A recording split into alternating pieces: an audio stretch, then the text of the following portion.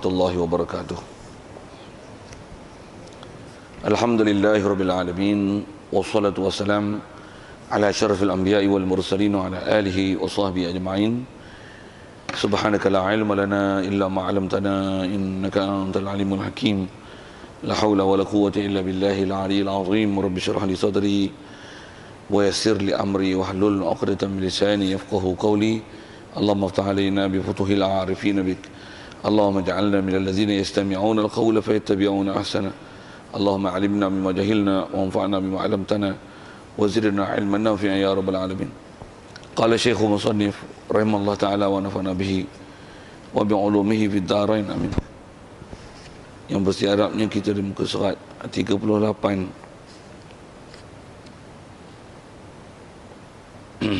Di bahagian tengah kitab tu kata Musannif rahimahullah ta'ala, wasaniyatu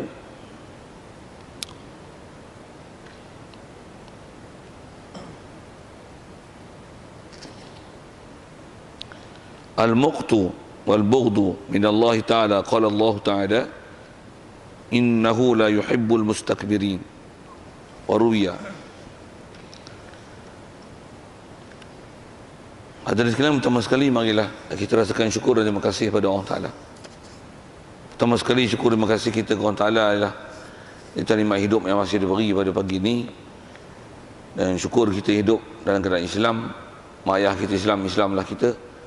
Lebih-lebih lagi syukur kita Allah Ta'ala mudahkan kita dan dorongan kita ke majlis ilmu, dan kita pun Allah Ta'ala jadikan dalam keadaan boleh dapat ilmu yang betul tepat macam mana yang diajar oleh Nabi kita Muhammad sallallahu alaihi wasallam, khususnya perkara yang berkaitan dalam bab akidah, yang dengan sebab kita belajar daripada ilmu yang betul dan kita dapat membenarkan di hati kita dengan apa yang kita telah terima dan belajar itu, dan tepat pula macam mana diajar yang diajar oleh baginda Nabi kita Muhammad sallallahu alaihi wasallam. Itulah dikatakan iman. Jadi syukur banyak-banyak nikmat hidup yang kita dapat ni dari keadaan Islam, dan dengan itu kita beriman, dan lebih-lebih lagi syukur kita Allah Ta'ala jadikan kita boleh taat patuh perintah dia dan meninggalkan larangannya. Yang tak ramai orang dapat begitu. Yang keupayaan Allah Ta'ala beri boleh taat patuh pada perintah dia, itulah dikatakan taqwa. Syukur juga kesihatan, kelapangan masa diberi. Juga syukur hidayat taufik yang masih dianugerah pada kita dapat.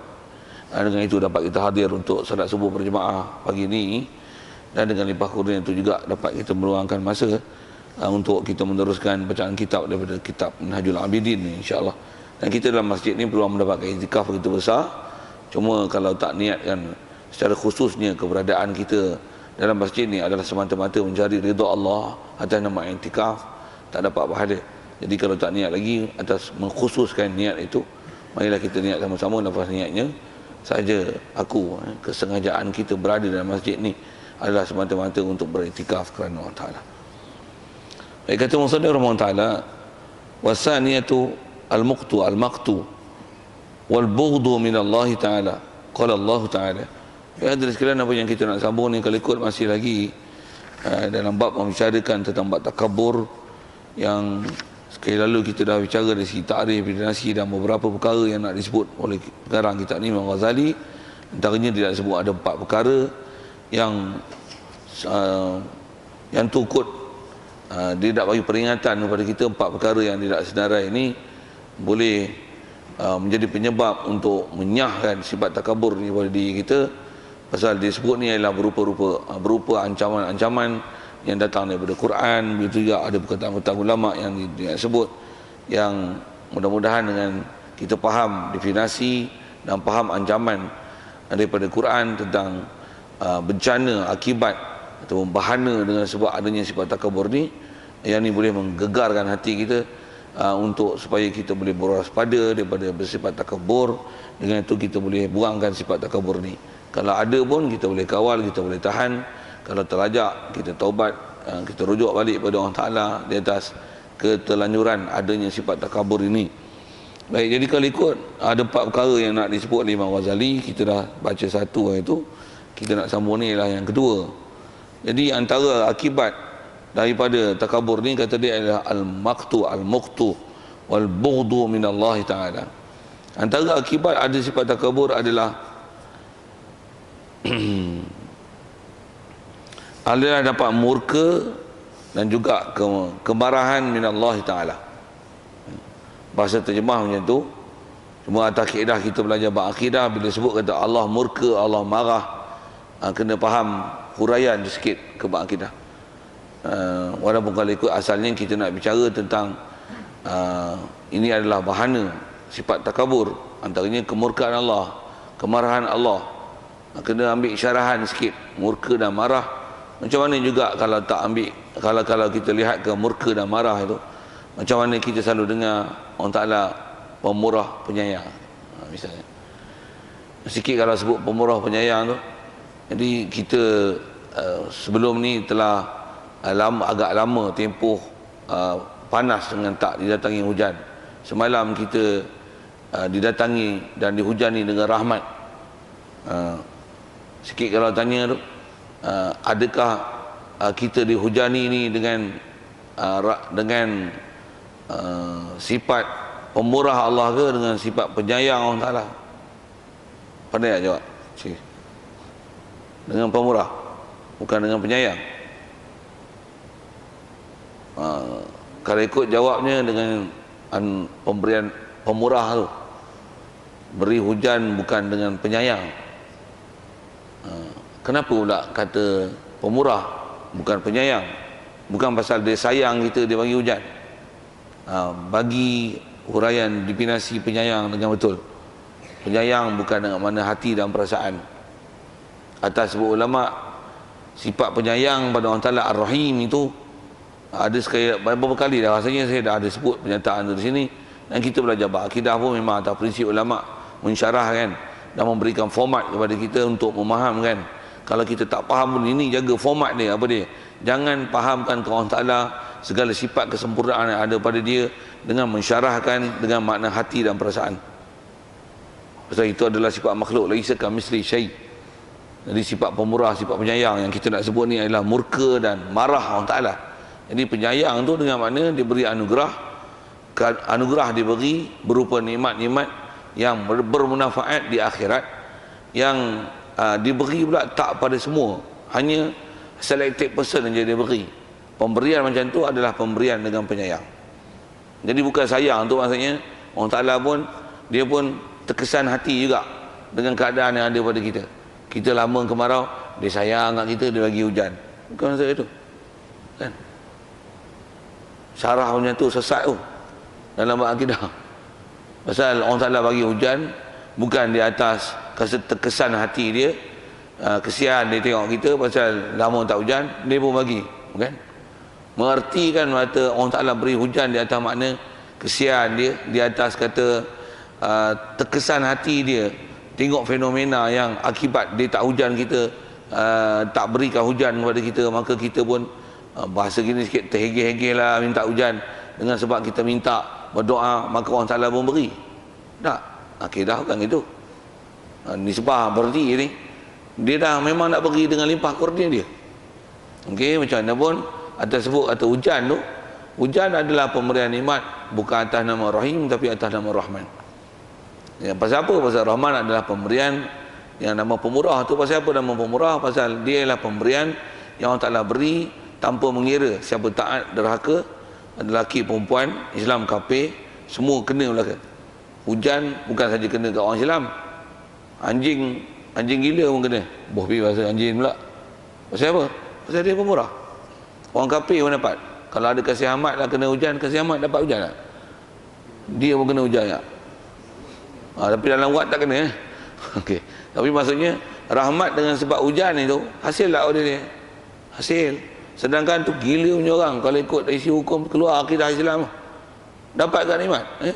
Ada orang yang tak beriman dengan Allah Ta'ala, orang tak main masjid, tak sembahyang subuh pun, dapat nikmat hujan. Dengan sebab hujan tu pula jadi kufur pada jadi engkar pada Allah Ta'ala. Ada yang kufur dengan Allah Ta'ala dengan sebab dapat hujan. Tu macam mana tu? Allah Ta'ala beri juga. Pasal apa dia beri? Pasal dia Rahman. Tapi main masjid diberi dengan Rahim dia. Pasal tak semua orang boleh main masjid. Main masjid pula boleh dengar, boleh faham, tak lari keluar. Itu dapat dengan sifat Rahim dia. Ada orang sembahyang boleh, lepas sembahyang dandan lari keluar, tak mau dengar orang ngaji. Tapi bukan orang sini lah, orang Afrika. Pasal apa tu? Tak dapat sifat rahim dia. Itulah sikit.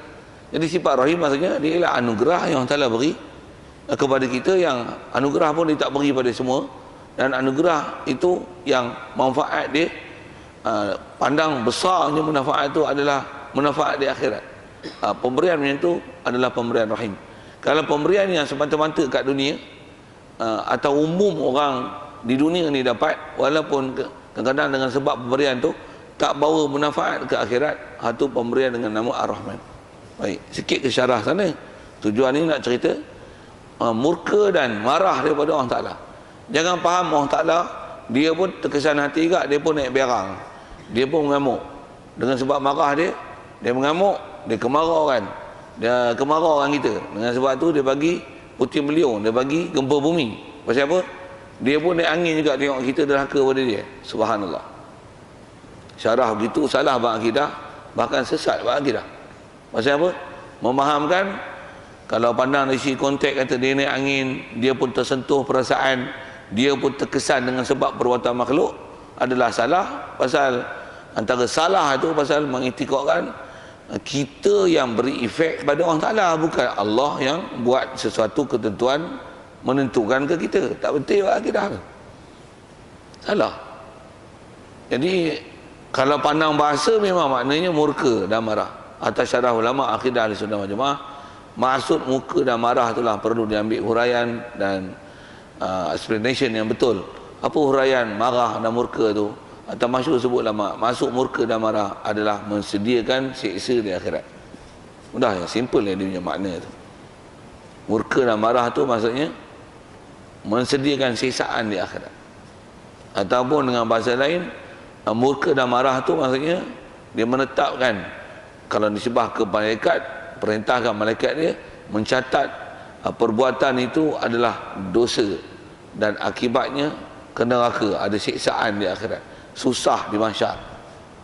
Menetapkan kesusahan dan adanya siksaan dalam neraka dan azab, itu adalah maksudnya murka. Lebih dahsyat lagi siksaan dan azab yang disediakan, bahasa dia nanti lagi hebat. Apa dia? Laknat. Jadi semua tu mesti dihurai, bukan dengan mana, kalau atas istilah Arabnya dia panggil riqatun fil qalbi, dia sensitivity dalam hati. Kalau kat kita betul marah dengan mana sensitivity dalam hati. Pada Allah Ta'ala mustahil makna begitu. Pasal dia tak terkesan dengan perbuatan makhluk. Makhluk semua beriman, Allah Ta'ala macam tu. Makhluk semua kufur, macam mana Allah Ta'ala? Macam tu. Lepas itu yang kata dia murka apa tu? Pandang pada sudut cause effect, dari sudut dia sediakan balasan. Pasal sikit balik pada asal hukum, kata Allah Ta'ala dia yang menetapkan seorang beriman. Tak kelakar ke kalau faham akidah dia yang menetapkan orang beriman? Betul kita semua beriman dengan sebab ketentuan dia. Bila kita beriman, dia pun syok tengok kita beriman. Kelakar apa akidah tu? Tak betul. Salah. Takkan dia buat kita jadi beriman, kita beriman, lepas tu dia syok tengok kita beriman. Subhanallah. Bahkan tak jadi apa-apa kisahkan dia. Pasal apa? Dia yang buat kita beriman. Dia tak istilahnya syok dia sebab kita beriman. Tak ada. Pasal kita beriman ni, dia yang tentukan kita beriman. Begitu juga kalau ada yang kufur, engkau ada dia. Syaitan jadi syaitan, Allah yang buat syaitan lagi syaitan. Dia jadi syaitan. Untuk adakah dia ngamuk naik berang dengan sebab syaitan marah ada dia? Syaitan engkau ada dia. Dah dia yang tentukan syaitan jadi syaitan. Untuk apa masuk murka dan marah tu? Bukan maksudnya tersentuh, terkesan ke jiwa, ada sensitivity dalam hati, yang dengan sebab tu dia murka berang, dengan sebab tu dia beri sesuatu balasan. Tak. Siapa murka, siapa derhaka pada Allah Ta'ala, Allah Ta'ala dia yang menetapkan hamba dia tu nak jadi taat ataupun derhaka. Jadi istilah tak ada istilah terkesan ke Allah Ta'ala apa yang dia buat pada makhluk, pasal dia yang menentukan apa yang ada pada makhluk. Satu salah mengiktikadkan itu. Satu di atas kaedah ulama sebut mensyarahkan mana-mana perkataan macam ni, al-muqtu, al-maqtu, al-bughdu atau al-la'nah. Ulaika yal'anuhumullah wa yal'anuhumul la'inun. Bahasa laknat itu, bahasa laknat dengan mana menjauhkan daripada rahmat, tak memberikan limpah kurnia yang boleh memanfaatkan ke akhirat, dan di akhirat disediakan azab, disediakan siksa dan kesengsaraan. Itulah maksud murka, marah. Okey. Jadi kalau orang yang bertakabur ni, antara akibat dia adalah murka dan marah pada Allah Ta'ala. Jadi atas bahasa yang disebut murka marah, jadi saja sikit sebut ke sana pasal takut-takut. Kita ni bila faham perkataan macam tu, dia akan membawa kepada makna translation only, sedangkan dia mesti dihurai dengan maksud yang betul. Macam mana pun takut tersalah tu, maka sebab tu saya bagi huraian sikit sekali lalu apa maksud murka dan marah itu. Baik, jadi mana dia dalil dalam Quran yang menunjukkan bahawasanya Allah Ta'ala dia murka dan marah kepada orang-orang yang bersifat takabur. Innahu la yuhibbul mustakbirin. Terjemah mudahnya, bahawasanya Allah Ta'ala dia tak kasih pada orang yang bersifat takabur. Baik, macam mana dia boleh faham murka dan marah? Ambil pada perkataan la yuhibbu, tak kasih. Tak kasih apa maksud? Marah lah. Ambil faham sebaliknya. Cuba sekali lagi, Allah Ta'ala tak kasih. Sekali lagi, kasih ni kan hati dan perasaan juga. Apa maksud Allah Ta'ala kasih? Agak-agak boleh kot, boleh tembak kot maksud tu. Apa maksud Allah Ta'ala kasih? Kalau kasih dengan makna dia memberi pahala, memberikan ganjaran dan memberikan balasan di akhirat dengan balasan syurga. Itu maksud kasih. Satu, Nabi Muhammad kekasih Allah. Apa maksud? Bukan Allah Ta'ala jatuh cinta dengan dia. Siapa etikad itu bodoh nak mampu buat harta itu sana. Lagi apa? Salah pak etikad weh. Tak betul. Kekasih itu bukan maksudnya berdamping. Lepas tu jatuh hati, apatah lagi ada cetusan hati dan perasaan. Silap gitu. Tambah pula kalau kata Nabi Muhammad lelaki, orang Ta'ala kasih yang dia buat kelakar itu, kata dia perempuan penampar lagi, bangang nak mampu. Jaga tak bab macam ni, bila tak ngaji akidah dengan spesifikasi makna dan huraian tu, dia boleh pergi makna sesat itu. Satu, perlu huraian tu. Baik, kalau gitu apa maksud kasih? Jadi atas kata Nabi Muhammad kekasih Allah, apa maksudnya? Diberi rahmat yang sangat banyak. Dan kalau kata Rasulullah kekasih Allah, antaranya itu yang dia jadi Nabi akhir zaman, orang yang mula sekali boleh minta hisab dan memberikan syafaat kepada makhluk, orang yang dapat martabat yang paling tinggi dalam syurga, orang yang paling dapat anugerah paling besar, dia makhluk yang paling mulia, kedatangan dia ialah mahu rahmat sekalian alam. Itu pangkat-pangkat yang diberi. Pasal apa? Pasal dapat pangkat kekasih itu. Kasih dengan mana diberi limpah kurnia yang banyak. Jadi kalau Allah Ta'ala kasih kat kita, maksudnya diberi limpah kurnia yang banyak. Okay. Jadi bila Allah Ta'ala tak kasih, tak bagi limpah kurnia. Bila tak bagi limpah kurnia, di sebaliknya, opposite-nya ialah mensediakan azab dan siksa. Itu dah dipahamkan murka dan marah. Okey. Waruya, dan telah riwayatkan, kata dia. Yang ni dia sebut dengan riwayat, kata ulama. Ada Musa. Jadi perkataan Nabi Musa ni biasanya perkataan riwayat-riwayat daripada syariat man qablana, syariat orang yang sebelum kita. Dia kata macam ni, anna Musa alaihi salam. Cuma atas disebut ruya. Kalau kita belajar bab hadis yang diriwayatkan dengan fi'il madhi bina majhul, ruya, dia bina majhul daripada fi'il madhi rawa ruya. Kalau daraba duriba, fataha futiha, asal terjemah diriwayatkan. Jadi bila sebut diriwayat, dia panggil bina majhul daripada fa'ala. Kaedah kalau kita belajar bab ilmu hadis yang ni dipanggil sirah tamrid. Sirah tamrid maksudnya satu lafaz menunjukkan periwayatan hadis ni tak cantik lah. Macam mana pun di atas kita nak tengok fadail, bashir, nazir, perkhabaran gembira yang kita nak ambil, ataupun nisbah ancaman, sah untuk diriwayatkan hadis-hadis yang walaupun sanad dia tak kuat. Sikit dengan istilah-istilahnya tu. Kalau kita belajar ilmu masalah hadis, isyarat-isyarat yang disebut oleh ulama dengan menggunakan lafaz tu, dia kaya daripada syarah. Orang yang faham istilah tak payah syarah. Sikit nak sebut tentang kata istilah disebut ruya. Kalau fi'il madhi bina majhul, maksudnya dia ialah hadis-hadis yang sanad dia tak kuat. Sanad tak kuat tu antaranya mungkin disebabkan sifat-sifat perawi yang mungkin ada pelupa, ataupun sifat dia ada sifat yang tak siqah, ataupun ada perbezaan lafaz disebabkan hafalan yang tak sempurna. Sebab itulah disebutkan dengan ruya, dipanggil sirah tamrid, maksudnya lafaz yang menunjukkan ada dhaif, ada kedhaifan dari segi periwayat.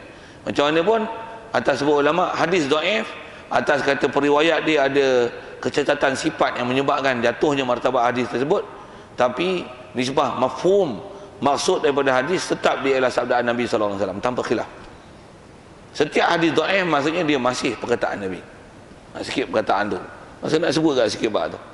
Setiap hadis yang nama hadis dhaif adalah masih perkataan dan sabda Nabi sallallahu alaihi wasallam. Dengar elok ayat tu. Hadis yang memang atas nama dhaif dia ialah masih sabda Nabi. Cuma dari segi martabat dia jadi nama dhaif tu bukan di atas kata dia palsu tak boleh pakai sepak buang, bukan. Bukan. Jaga sikit bab tu. Yang ni adab kita zaman ni ada orang-orang dan golongan dan pahaman-pahaman tertentu yang dia mengajar dalam masyarakat bila sebut dhaif, istilah dhaif tu dia sepak terajang hadis ni. Tak betul kan? Pasal hadis dhaif dia bukan palsu. Dengar elok je lah. Hadis dhaif dia bukan palsu, dia hadis. Masih sabda Nabi. Kalau hadis palsu namanya hadis maudhu', ya. Hadis maudhu' maksudnya hadis reka. Bila reka memang salah. So, benda yang tak pernah disabdakan Nabi dikatakan Nabi sabda, itu namanya maudhu'. Maksudnya itu pun istilah maudhu'. Maksudnya hadis yang ada reka, itu istilah. Hadis dhaif maksudnya dia perkataan Nabi. Cuma dia telah terdown standard, bofi bahasa gitu kan. Bukan disebabkan siapa yang bercakap, tapi disebabkan hal perawi. Hal tu yang menyebabkan jatuh standardnya dia. Jadi disebab perkataan masih perkataan Nabi. Dan dari segi adab dan dari segi kaifiat yang telah dibahas oleh ulama, oleh kerana periwayatan ni dengan sanad yang tak kuat macam ni, maka di atas kaedah mengistimbat hukum, ulama-ulama kita dia telah bercermat dari segi untuk jadikan hadis ini sebagai hadis hukum, di atas nak jadikan dia sebagai base, di atas jadi asas tonggak untuk dibina hukum di atas hadis ni. Mereka bercermat pasal takut-takut di atas tak kuatnya hadis tu, maka dia tak dijadikan sebagai dasar. Macam mana pun jika ada hadis lain yang istilahnya sahih, hasan, apatah lagi kalau pandang pada sudut periwayatan hadisnya, dia begitu ramai diriwayatkan yang sampai istilahnya dipanggil martabat mutawatir, hadis masyhur, hadis aziz. Dia ada istilah-istilah yang kena mengaji lah bab masalah hadis tu. Maksudnya hadis dia dijadi martabat kuat disebabkan ramai yang pelanggan perawi. Bahkan ada istilahnya hadis-hadis yang sanadnya sahih, kita puji dengan bahasa gitu, ataupun di atas nisbah bilangan ramainya periwayatan hadis yang walaupun lafaz dia berbeza dengan orang lain, tapi ada sanad lain yang begitu ramai orang riwayat yang istilahnya mutawatir, walaupun yang ni sanadnya dhaif disebabkan perawi dia yang ada pelupa dan sebagainya, naik martabat dhaif ni dia akan jadi hasan li ghairi. Pasal apa? Pasal ada hadis sahih yang kuat, dia telah di-upgrade dan standard. Pasal apa? Pasal ada hadis lain yang kuat disebabkan hadis dhaif ni. Disebabkan ada hadis kuat, jadi hadis dhaif ni di-upgrade kan, di-up standard kan. Pasal ada apa? Pasal ada hadis sahih yang hadis sahih, hadis lain, hadis hasan yang lain yang menyebabkan terangkatnya hadis ini dan terpelihara hadis ini daripada salah. Tapi macam mana pun kalau tak ada sekali pun hadis dhaif, dia bukan hadis yang boleh disepak terajang. Dengar elok ayat ni. Satu salah bagi ada pahaman-pahaman tertentu yang bila sebut dhaif je dia allergic. Dhaif. Tak betul. Tak betul. Maksudnya hadis dhaif masih boleh diriwayat. Hadis dhaif masih boleh dicerita. Satu kalau baca misalnya khususnya kitab-kitab Fadail Amal, nama pun Fadail Amal, nak cerita tentang kelebihan beramal. Kalau memang dia masih istilahnya hadis Nabi, cuba atas nama dhaif, sabda Nabi lagi dah, masih sabda Nabi. Setelah diriwayat hadis apa memang perawi-perawi memang ada dhaif tu, tapi di atas kata masih dia bersanad dan masih ternisbah pada Nabi. Cuma saya sebut tadi lah, dia jadi downgrade itu, down standard dia, bukan pasal Nabi itu, tapi pasal perawi itu yang menyebabkan down standardnya dia. Ataupun mungkin disebabkan bilangan perawi dia yang tak ramai, satu dengan sebab tu jadi down standard dia, tapi masih sabda Nabi. Jadi kalau dengan sebab kata sebut hadis ni, fadilat sembahyang jemaah, fadilat Quran, fadilat kita berdakwah jalan Allah Taala, fadilat, cerita pun fadilat, bukan nak jadikan dasar hukum. Cerita fadilat atas istilah Bashir dan Nazir, sah di riwayat, sah di cerita, tanpa ada khilaf ulama bab tu. Atas kata boleh diriwayat, boleh dicerita, dan dia untuk jadi sabab untuk kita menceritakan kepada orang, menggemarkan orang untuk buat ibadat dan mengancam orang daripada melakukan perkara-perkara yang dosa. Khusus kita bicara ni bab takabur, supaya meliarkan diri daripada sifat takabur tu, disebut dengan hadis yang ruya, diriwayatkan, walaupun dia tak sebut hadis dhaif, isyarat dhaif lah tu. Satu ada orang kalau kita Imam Ghazali ni, bila sebut Imam Ghazali ya, kalau ikut dia punya, mungkin dia buat assignment tu kat tesis, mungkin dia ada guru-guru dia belajar dengan format macam tu, dia kata Imam Ghazali tak boleh pakai pasal banyak hadis dhaif dalam kitab dia. Dan memanglah hadis dhaif, kitab pun kitab tasawuf, tapi masih hadis. Dan tujuan pun bukan nak bina hukum, tujuan dia untuk tarhib, untuk Bashir dan Nazir. Yang ni untuk Nazir ni, jangan sifat takabur. Tak ada masalah sebut riwayat hadis dhaif, tak ada masalah. Dan dia pun telah gunakan isyarat ruya dengan istilahnya, aku nak kabur ni hadis dhaif lah ni. Ada orang tak faham macam tu, habis-habis petikai Imam Ghazali.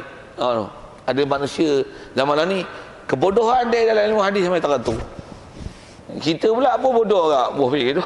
Kita pun tak ngaji, hadis dhaif Imam Ghazali tak boleh pakai. Habis dengan tok guru, anak murid bodoh habis semua. Satu, kena mengaji tu, saya selalu sebut tu, you must get information from the right person. Saya selalu cakap itu, kalau perasan saya cakap apa. Pasal kita zaman lah ni, fitnah ilmu ni banyak sangat. Pasal banyak orang yang cerita ilmu ni bukan the right person. Dia pengajian dia boleh bahasa tak habis mengaji sekat tiang. Mengaji sekat tiang tu macam orang naik tiang separuh, tak pandang, dia punya pandangan tu tak tengok luas, macam cari kapal terbang tak tengok semua. Lepas tu buat andaian macam-macam tu yang panggil bantuan Tok Bomo tu. Wofi gitu sikit. Pasal dia punya pandangan tak tengok atas, tak tengok betul-betul kemuncak yang sepatutnya dia kena tengok dengan the whole view. Tapi baru tengok sekat tiang. Lepas tu buat andaian macam-macam, gini. Tu teropong dengan teropong ajaib dia tu. Wofi lah gitu tuan-tuan. Saya nak sepak Tok Bomo tu. Apa cerita ni? Yang tu sebut Tok Bomo, samalah. Walaupun titlenya ustaz dia tak Tok Bomo, tapi dia tak tengok dengan the whole view. Baru ngaji sekat tiang, baru lurah Arab tahu sikit. Ni hadis dhaif, baru belajar ilmu masalah hati bawah sejengkal. Nak lawan dengan Imam Ghazali yang Hujjatul Islam, menghafal 300,000 hadis dengan sanad dalam kepala. Boleh tanya riwayat depan meradak-radak, sebut hadis ni. Yang orang petikai dia 10 hadis pun cirit. Berguru ke tak hadis yang dia belajar? Guru ke tak? Yang ni belajar dengan bersanad, pergi belajar hadis satu 300,000 hadis dengan sanad. Bofi apa? Nak menunjukkan kata kepakaran, kemahiran dan ingatan. Itu sebuah hadis orang. Quran macam mana? Amalan macam mana? Macam mana akhlak dia? Orang ulama dulu yang kira kan. Duduk musafir, duduk atas kenderaan sembahyang sunat, naik kuda, naik unta. Allah. Kita duduk saja pun sembang isap rokok. Baiklah. Dia orang musafir naik atas kenderaan tu sembahyang sunat, sembahyang duha. Habis sembahyang duha dah tak ada sembahyang sunat apa dah, naik kenderaan tu. Naik kenderaan tu sembahyang sunat mutlak, isi dengan sembahyang. Kita duduk saja-saja tak sembahyang duha. Macam ni, muka macam ni nak petikai ulama dulu. Tak kucing. Mula bahasa saya keluar gitu kan. Satu, kita ngaji, kalau ngaji the right person, kita tengok nama ulama dulu pun kita dengar menggerun dia orang ni boleh sebut nama gitu je. PE pun kena ikut. Ada orang cakap itu kan. PE tu Imam Syafi'i. Dia guna PE lah, tak ada adab langsung. Sikit lah kat situ.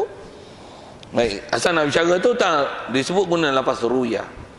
Iaitu waruya anna Musa alaihi salam qala. Nabi Musa pernah kata gini, ya Rabbi, man abghadu khalqika ilaika, qala man takabbara qalbuhu wa ghaludha lisanuhu wa saffaqa aynahu wa bakhilat yaduhu wa sa'a khuluquhu. Terjemah sekali lalunya, Nabi Musa alaihissalam pernah kata, jadi faham Nabi Musa ni mungkin ada riwayat-riwayat, kalau nisbah disebut kata hadis, pernah Rasulullah ceritakan yang ni ialah sebahagian daripada munajat Nabi Musa ketika Nabi Musa ada di Bukit Tursina. Macam mana tu kita kena semak lah nisbah tu, tapi di atas amanah disebut ilmunya, dia kata ruya. Jadi hadis ni sanad memang tak kuat, memang pernah sabdaan Nabi, tapi di atas perawi yang meriwayatkan adalah dhaif. Baik, terjemah macam ni. Nabi Musa pernah kata, ya Rabbi, ya Allah, wahai Tuhanku, man abghadu khalqika ilaika, siapakah orang yang paling dimurkai kepada engkau. Yang tukut terjemah sekali lalunya, yang disebut dengan abghad, orang yang paling dimurkai kepada engkau. Istilah murka pun maksudnya siapa yang azab paling besar yang kau sediakan di kalangan hamba engkau. Ni pun lafaz-lafaz hadis sebut paling besar di sini. Adakah paling besar nisbah jadi kufur murtad? Atas syarah faham ada atas bab yang kita duk bercara ni, bab ni bab takabur. Bila bab takabur macam ni disebut paling murka, tentulah bukan murka ni bukan murka dalam bab murtad, bukan. Maksudnya dia murka dalam bab disebab sedia azab untuk orang Islam. Kalau nak syarah juga dalam bab tu, kena tangguh nanti apa disebut ni kepada perkara yang boleh takabur itu membawa pada murtad. Memang itu adalah bab murka yang paling besar, yang istilahnya nanti kesediaan azab, bukan saja azab neraka, tapi masuk dalam neraka kekal abadi selama-lamanya. Tu macam-macam ulama syarah kan, untuk relatekan dengan hadis-hadis lain dan ayat Quran lain, untuk mensyarahkan dengan istilah abghadu khalqika, makhluk yang paling kau murkai. Murka dengan mana dia sediakan azab besar. Baik, qala, firman Allah Taala jawab daripada perkataan Nabi Musa tu, man takabbara qalbuhu. Pertama ialah cirinya man takabbara qalbuhu, orang-orang yang takabur hatinya. Kita dah syarahkan hari itu sekali lalu, apa maksud takabur. Takabur dengan mana? Batrul haq, al-batar, maksudnya benda hak dilawan. Tok Momo tu kalau dia salah, ada orang tegur tak? Sepatutnya dia kena macam mana? Oh sorry lah, silap lah, betul lah, tak betul dengan akidah Islam. Dia lawan tak? Takabur. Bahkan orang cabar dia, orang nak sepak dia sepak orang lah. Buat Facebook itu, orang nak sepak orang, dia sepak orang balik. Bahkan dia tak rasa dia salah. Takabur. Satu, kita ni kaedahnya tu yang atas apa yang kita bicara lepas tu, yang takrif takabur tu naklah dilihat dengan betul. Satu, setiap kita kewajipannya wajib belajar dan mengaji betul. Kalau saya sebut macam tadi misalnya, masalah ada orang yang golongan-golongan yang mempertikaikan hadis dhaif, dah itu disiplin ilmunya. Bila ada orang bertikai ni, kita betul dengan dia, dia lawan tak? Dia lawan tak? Dia lawan. Kalau dia lawan, takabur, out, habis. Dan punca takabur itu disebab azab satu hal, lagi apa? Nampak bodoh dia, nampak salah dia, nampak taksub dia, lagi apa? Nampak mirip dia, menyeleweng dia daripada ajaran yang sepatutnya dia kena ikut. Kunci besar dia mana? Hak. Apa yang hak itu? Satu, kita apa-apa kelahi pun hak tu dulu. Hak tu dulu. Disebab sikit ramai lain hal. Kita walaupun seorang, kalau hak, pertahan hak tu. Pertahan hak tu. Dan kalau benda hak tu dia petikai, pasal petikai, ramai orang pakai petikai. Kadang benda hak pun dipetikai. Jadi nak tengok takabur tak takabur, mesti tengok apa yang hak, yang lawan hak tu lah takabur, dan terkeluar daripada hak sebenar. Pasal hak sebenar dia hanya satu lah. Hanya satu. Macam mana pun asal sebutnya, tarikh takabbara tu balik lah. Jadi takabbara qalbuhu, maksudnya ada sifat takabur oleh hati dia. Hati ada takabur dengan mana hati dia. Kalau ada benda hak sekalipun, dia bangkang. Ada benda yang dah belajar dulu tu, saya sebut sekali lalu lah, saya tak berikan huraian lah. Wa ghaludha lisanuhu, dan kata dia antara perkara yang tak baik juga, yang istilahnya menimbul Allah Ta'ala sediakan azab, adalah ghaludha lisanuhu, yang kasar lidahnya. Cuma maksud kasar tu apa? Di atas kaedah syarak, kasar ni mestilah juga ditimbang dengan mizan syarak. Kasar lidah, tak mana kasar? Di setiap kasar ni apa-apa perkataan yang menyalahi dengan kawaid syarak, kasar. Kalau dia tak menyalahi kawaid syarak, tak kasar. Dia punya formula macam tu.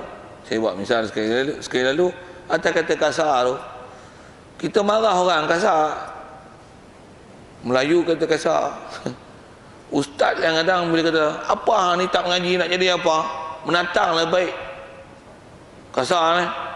Kasar. Bunyi kasar. Syarak kasar tu. Betul lah kata menatang lagi baik. Bila atau pada sudut tu, nak syarah tu panjang tu. Nak sebut. Yang tu kalau sikit bupi lah kata ustaz sebut itu kan. Bupi saya akan ada bahasa kasar itu. Cuma saya nak sebut gini.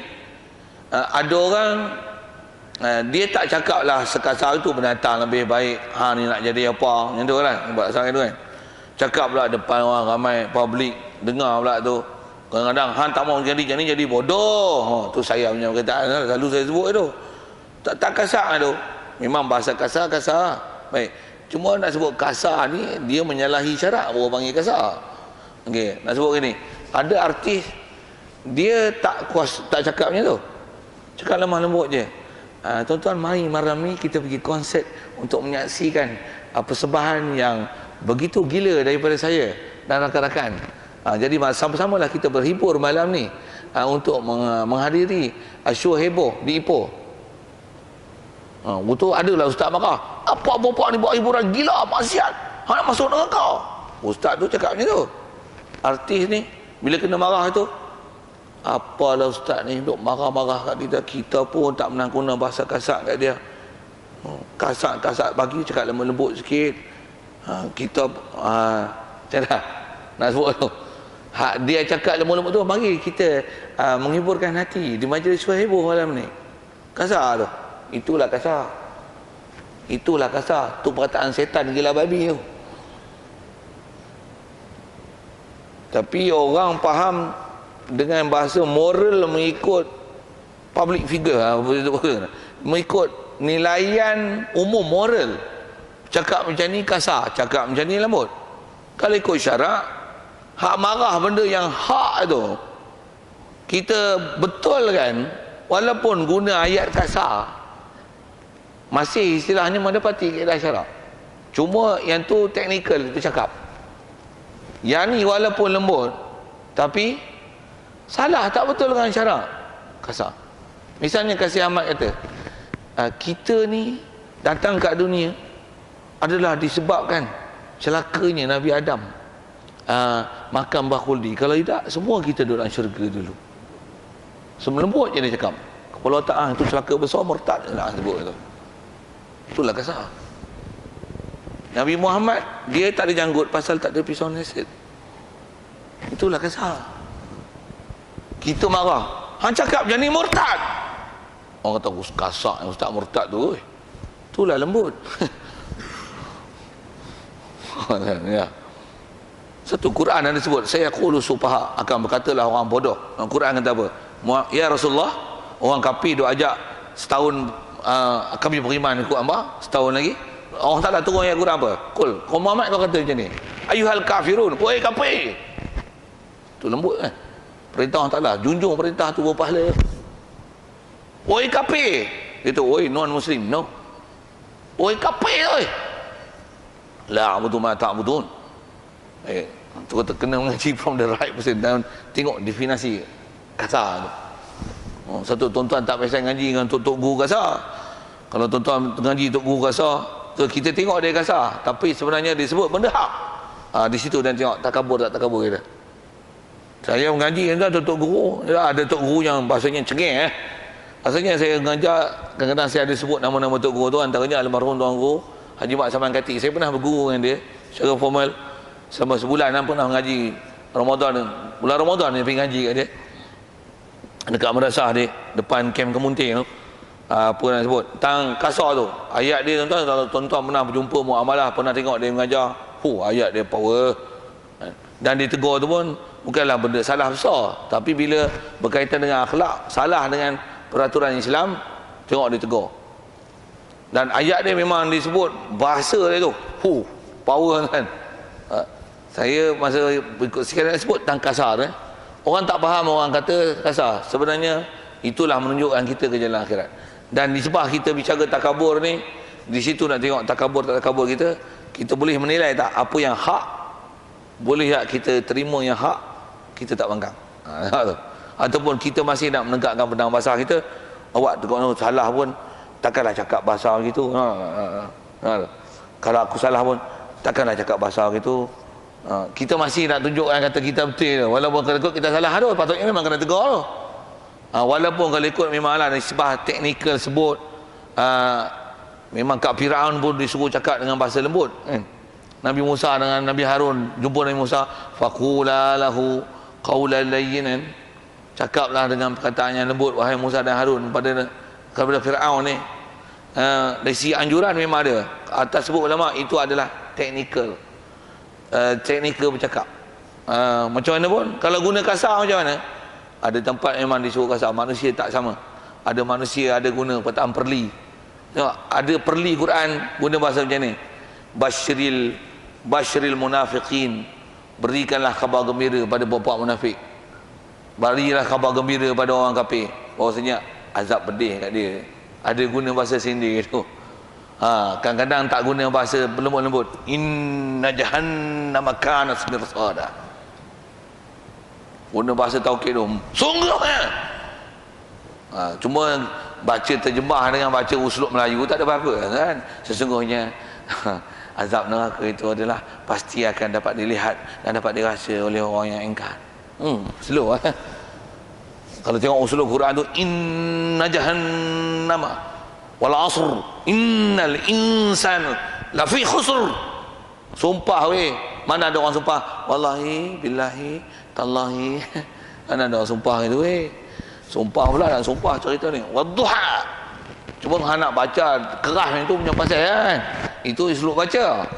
Macam itu intonasi bahasa. Macam mana pun saya nak sebut ngaji tu tu. Ada orang kawan sembahyang sebelah dia, kawan saya ni dia jenis baca sir, baca kuat sikit. At-tahiyatul tu tahiyat. Fatihah pun bismillahirrahmanirrahim. Alhamdulillahirabbil alamin. Arrahmanirrahim. Sebelah tu guru Haji Mak Saman Kati lah. Dalam sembahyang mana dia tegur. Assalamualaikum. Dia tak imam. Dia suruh kami, antara kami lah, dia gila-gila yang jadi imam. Dia tunjuk tu kami pergi lah siapa jadi imam. Assalamualaikum warahmatullahi. Assalamualaikum warahmatullahi. Habis sembahyang. Hang baca sir ni kuat sangat, tashwish aku. Tegoknya tu kan. Tok guru kan. Apa maksudnya? Baca kuat sangat, kacau, ganggu aku sebenarnya.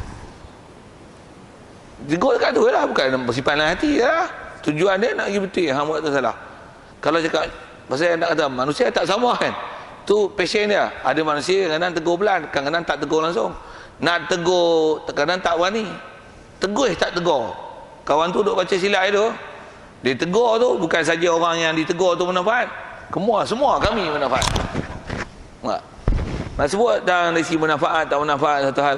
Macam mana pun nak sebut bahasa dengan tu kasar, tepat dengan syarak. Ditegur, benda ditegur betul. Tegur tu benda betul.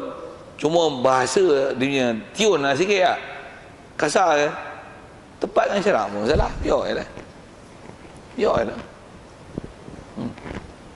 Biar je. Nak sikit lah sebut tu. Ghaludha lisanuhu.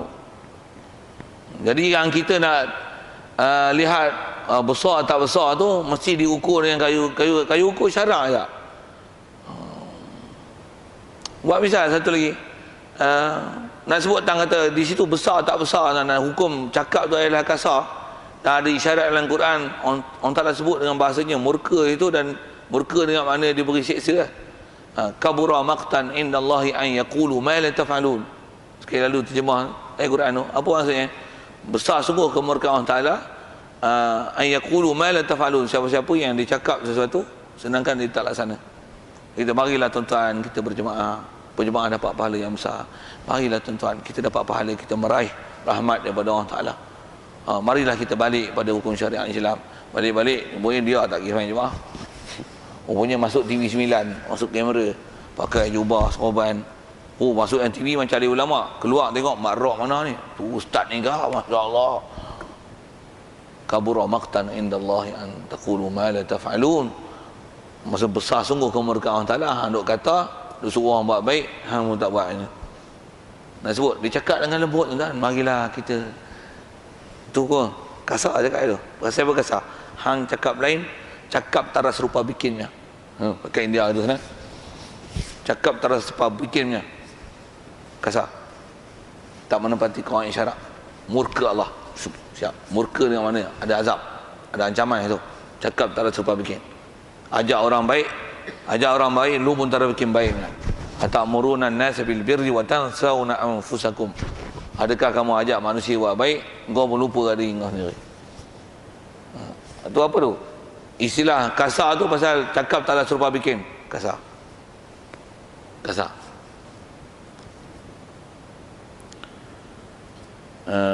Wasaffaqa ainahu. Dan kata dia antara sebab dapat kemurkaan Allah Taala adalah saffaqa. Asal mana saffaqa ni tepuk tangan. Ainahu, orang yang menepuk mata dia. Ni bahasa saya translate word by word tuan. Faham tak? Tepuk mata. Istilah mata pun masuk di kelopak mata ni. Apa maksud? Tengok orang dengan